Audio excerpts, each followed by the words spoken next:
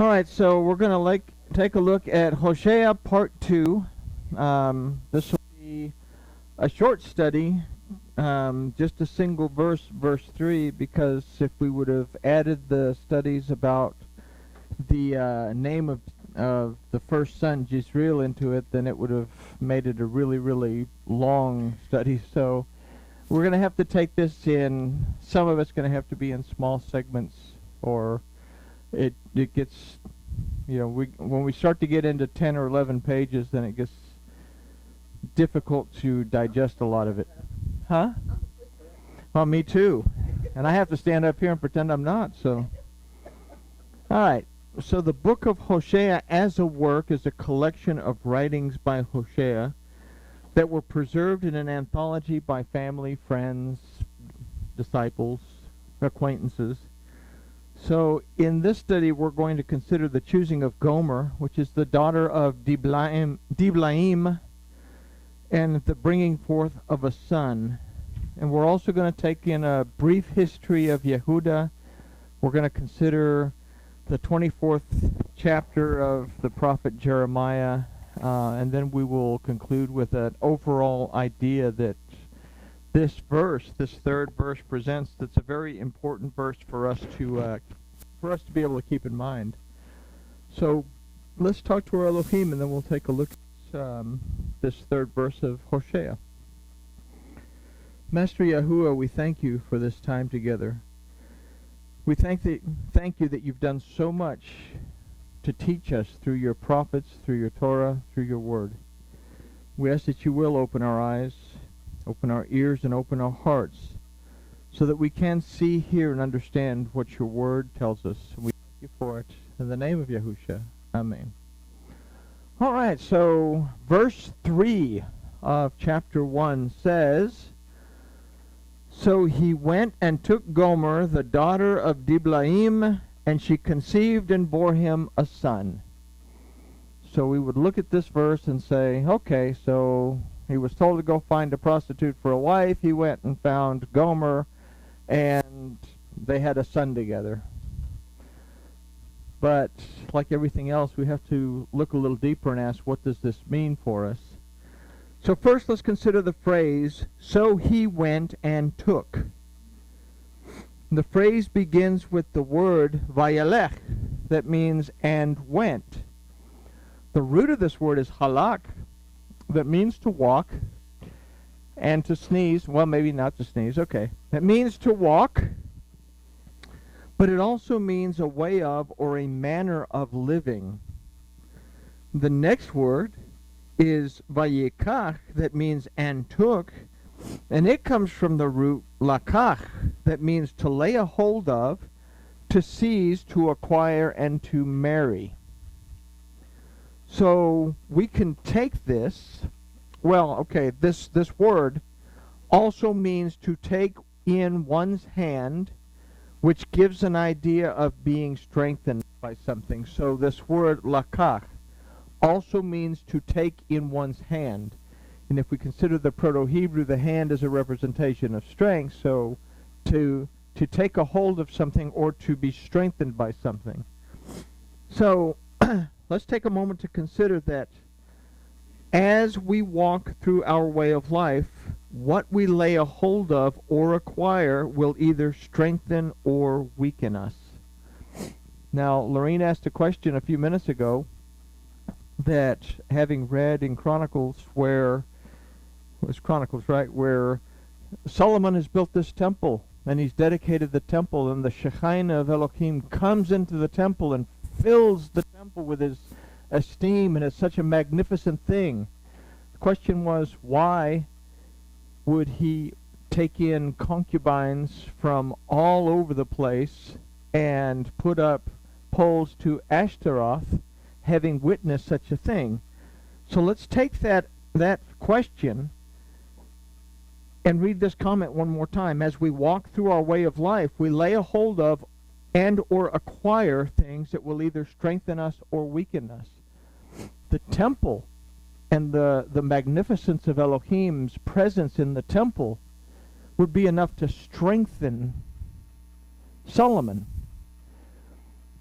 But like everything else, our carnal way of life gets in the way, and we start to think, well, even though I've seen this wonderful, magnificent thing, I still have to strengthen my southern border, or my eastern border, or my western border, because I'm going to have to fight off these enemies. I'm going to have to do this. Remember the difference between Uzziah and Hezekiah? That one of them, my strength is Yahweh, and the other one is Yahweh is my strength. So the idea here is he put up those Ashtaroth poles so he could take in the princesses from the kingdoms that surrounded him to keep them happy so that they could maintain prosperity between kingdoms. So that's something to keep in mind, because I think we're going to touch on that idea again as we move on. But anyway, so we make our way through life. What we lay a hold of or acquire will either strengthen us or weaken us. The choice of what we marry or unite ourselves to in life, and I'm not necessarily referring to spouses, will yield one of two concepts that we're going to find in the name of Gomer. But before we consider Gomer, let's take into account that the object pointer that precedes Gomer is the et, that represents the word of Yahweh. Now the name Gomer, excuse me, the name Gomer means completion or complete, but it has a root gamar that means to fail and to come to an end. Now both of these words mean completion. One of them's positive and one of them's negative. So let's incorporate our concept of the et and the definition of Gomer into what we've considered from the phrase. The idea we get is this: as we walk through our way of life, what we lay a hold of and acquire will either strengthen or weaken us. We can find wholeness and completion in the word of Yahweh, or we can find failure and come to an end without it. It's a simple choice. What happened to Solomon? He had a great reign. He fell into all kinds of debauchery, but because of a promise that was made to David, he had a great reign. He died, and what happened? Everything that he had accomplished came to an end. And we find that the northern kingdom and the southern kingdom split. The northern kingdom was whittled down to a toothpick. The southern kingdom was already pretty much the size of a toothpick, nothing but barren desert land. And eventually, both of them disappeared from the pages of history until 1948, almost 2,000 years, when they resurfaced as a little bitty teeny tiny state of Israel about the size of New Jersey. And keep in mind that Solomon's kingdom wasn't what Israel is today. Solomon's kingdom expanded all the way up past the borders of Syria, the entire Jordan Valley, all the way down the entire Sinai, all the way to Egypt. This was a huge piece of property that the reign of Solomon was, compared to what Israel is today. So, again, to answer that question, you make the wrong decisions. You've seen the glory of Elohim, the magnificence of Elohim, but you choose to go after strange deities. You choose to commit prostitution, which is what we're talking about, and you lose everything. You cease to be complete. So, this leads us to our first question that we have to ask ourselves based on the storyline of the book of Hoshea. Am I going to seek to be a complete bride and unite myself to deliverance and preservation? That's what Hoshea means. Or am I going to be a prostitute and allow myself to be divorced from my deliverance and preservation? So let's move on to the phrase Gomer, the daughter of Diblaim. Now, we've already considered the name Gomer. Let's consider the daughter of Diblaim, Bat Diblaim. Bat Diblaim. The word bat means daughter, but has the same root as ben, which is bana, that means to restore and to establish. Now the name Divlaim is a very interesting name. It simply means two cakes. But it comes from the root devala, meaning a cluster of figs. So here we have an opportunity to think about something. Two cakes, or is it perhaps two clusters of figs? And if it's two clusters of figs, then we have to take a look at somewhere else where it talks about two different clusters of figs. So for us to be able to better understand the impact of these definitions and establish a valid concept, we have to go to the prophet Yirmiyahu, Jeremiah, at chapter 24. And this is what goes on in Yirmiyahu at chapter 24. Yahuwah showed me, and behold, 2 baskets of figs were set before the temple of Yahuwah, after that Nebuchadnezzar, the king of Babylon, had carried away captive Jeconiah the son of Jehoiakim, king of Yehuda, and the princes of Yehuda, and the carpenters and the smiths from Jerusalem, and brought them to Babylon. Historically, what happened is Nebuchadnezzar was a pretty smart guy. He said, I'm going to take anyone that has skill, anyone that has knowledge, anyone that's capable of doing something, and I'm going to bring them to Babylon. What I'm going to leave behind is basically peasants and people that don't have a whole lot of skill sets. So then he goes on in verse 2, one basket, this one basket of figs, had very good figs, even like the figs that are first ripe, and the other basket had very bad figs, which could not be eaten, they were so bad.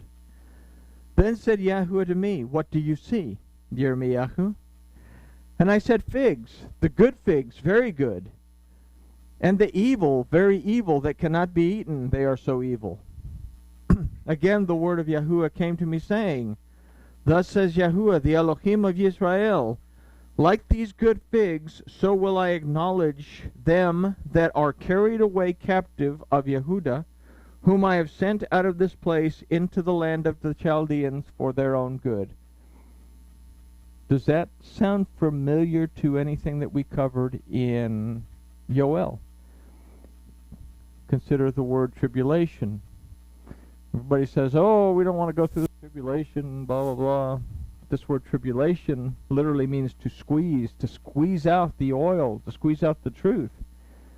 It says, going to this land of the Chaldeans and having to go through this trouble is for their own good. Just like what we see in the future in this helical loop, the tribulation will be for the good of humanity to press them into being able to open their eyes. So, a little extra there. Verse 6, for I will set my eyes upon them for good, and I will bring them again to this land, and I will build them and not pull them down, and I will plant them and not pluck them up.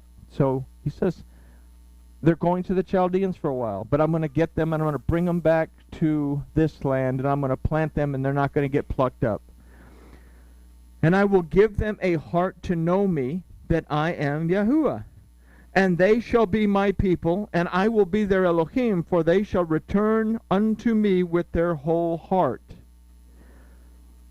And as the evil figs, which cannot be eaten, they are so evil, surely thus says Yahuwah, so will I give Zedekiah the king of Yehuda, and his princes, and the residue of Jerusalem, that remain in this land, and them that dwell in the land of Egypt, and I will deliver them to be removed into all the kingdoms of the earth for their hurt, to be a reproach and a proverb and a taunt and a curse in all places where I shall drive them.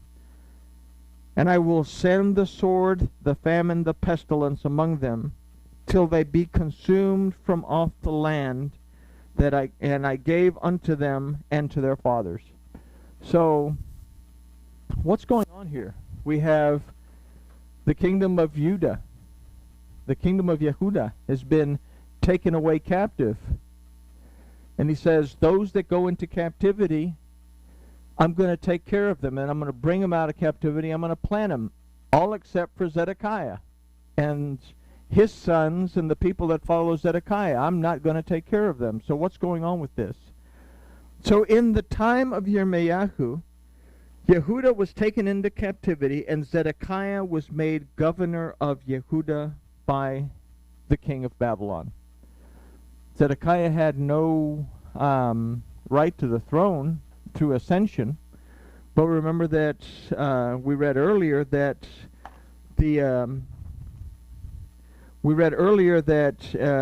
Jeconiah, the son of Jehoiakim, king of Judah, and the princes of Yehuda, all of these had been taken away captive to Babylon. So the king of Yehuda was already in Babylon. But here Nebuchadnezzar sets Zedekiah up as governor. Okay? And basically he's a puppet to do whatever the king of Babylon wants. Now Yirmiyahu advised the people of Yehuda that were taken captive, as well as Zedekiah and those that remained in Yehuda, not to resist the Babylonian captors. Why? Because of what we've just read. Yahuwah said, I'm going to take care of you in your captivity. Your captivity is good for you. Do what they tell you to do. He had been told by Yahuwah to tell the people to cooperate with the Babylonians, who at the time were willing to allow them to worship Yahuwah. Yirmiyahu told them to focus on remaining faithful to Yahuwah, and in doing so, he would deliver them. Zedekiah refused to listen to Yirmiyahu and chose to revolt against the Babylonians. The result was disastrous. The rebellion was put down. Zedekiah was brought in chains to Babylon, where, after seeing his sons, the princess, executed, his own eyes were put out. So the name Yirmiyahu means Yahuwah will be exalted. He's taken them, he's placed them in captivity. What is he asking them to do? Remember me, lift me up, build your relationship with me while you're in captivity, and then I'm going to pull you out and place you back in the promised land. Does this sound familiar in this helical loop of things? That we have to be part of the world that we live in, but we must keep Elohim exalted regardless of what's going on, to handle whatever tribulations, whatever little pressures come to squeeze the truth out of us. That if we remain faithful, if we are the positive side of Gomer, the complete and wholesome wife, that we'll end up back in the world to come. So anyway, so Yirmiyahu means Yahuwah will be exalted. So having considered this story, we can consider that the name Diblaim offers us a choice in the two clusters of cakes. We can be obedient to Yahuwah and continue to exalt him, being restored and established in him, the good figs, or like a prostitute, rebel against the word, and rather than being restored and established in him, become blinded by our pagan masters and established in the chains of their captivity, the bad figs. So what we've considered gives us the meaning of the last phrase of the verse that says, and she conceived and bore him a son. And this is a very important phrase for us to understand based on what we've considered so far. The word for she conceived is vat tahar, that from the root tahar also means to become pregnant. So let's consider the idea that she conceived. Okay? Vat tahar. She. The feminine aspect is always going to represent a spiritual manifestation. Every time we see a feminine aspect of something, it's going to give us an idea of a spiritual manifestation here. Now, our spirit becomes pregnant from the physical worship male that unites us. And that is something that we need to understand. What is our worship? Are we worshiping Yahuwah in spirit and in truth, or are we like Solomon? We talked about Solomon earlier, who saw the power of Elohim in the temple but allowed pagan influence to trickle in. Or are we allowing this pagan influence to trickle in, which is affecting the way our spirit connects to our Elohim? So, something to consider. This produces the choice in the clusters of figs, good or bad. We now consider, and bore him a son. And it says, Vat talad lo bain. Okay? The word Vat talad means, among other things, to bring forth. The word ben means a son, but as we learned, it comes from the root bana, meaning to restore and to establish. So here we can consider that the spiritual life that we carry brings forth the physical worship that will restore and establish, or not. Okay? The spirit that we carry brings forth the physical worship that will restore and establish us, or not. We can cease to worship in spirit and in truth, be sidelined by what the world has to offer, for example, and choose to worship things that the Torah doesn't tell us to worship. In fact, that the Torah tells us not to get involved with.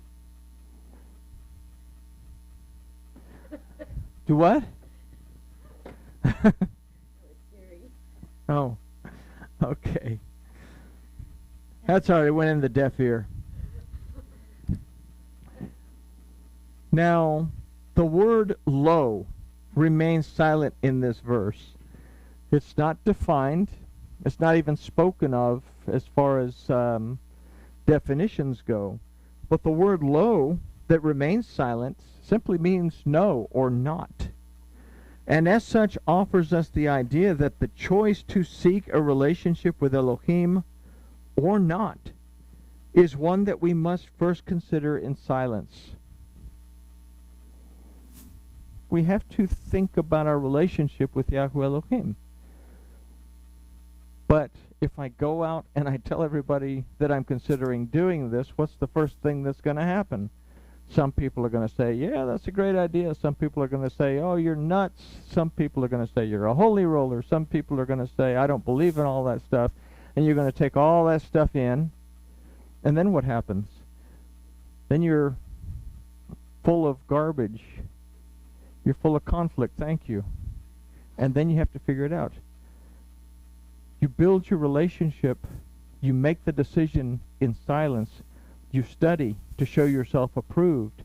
And when you're strong, then you explode out into the world, because then you can take people who come at you with all kinds of stuff and say, listen here, let me show you. And you're able to show people. But anyway, so the word lo remains silent in this verse. It means no or not. The choice to seek a relationship with Elohim or not is one that we first consider in silence. So we can now consider a completed concept from this verse for us to consider and keep in mind for the next study of Hoshea, because we will go back and we'll touch on this again.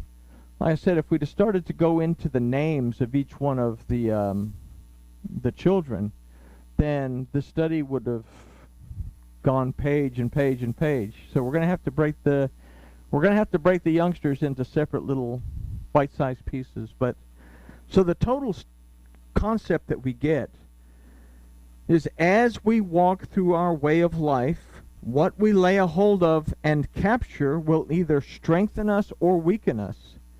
We can find wholeness and completion in the word of Yahuwah, or we can find failure and come to an end without it. Am I going to seek, or am I going to seek to become a complete bride and unite myself to deliverance and preservation, Hoshea? Or am I going to be a prostitute and allow myself to be divorced from the deliverance and preservation? We can be obedient to Yahuwah and continue to exalt Him, being restored and established in Him, the good figs, or be like a prostitute, rebel against his word, and rather than being restored and established in him, become blinded by our pagan masters and established in the chains of their captivity, the bad figs. Our spirit becomes pregnant from the physical worship, male, that unites to it. The spiritual life that we carry brings forth the physical worship that will restore and establish us, or not. The choice to seek a relationship with Yahweh Elohim, or not, is one that we must first consider in silence. It's a lot of words for this little bitty verse that says, oh, well, he found a wife named Gomer and they had a child. But it also gives us a lot of stuff to think about in our walk with Yahuwah. That's the purpose of the prophets, is to wake us up, to shake us up a little bit. And I guess with that, grooviness has been achieved.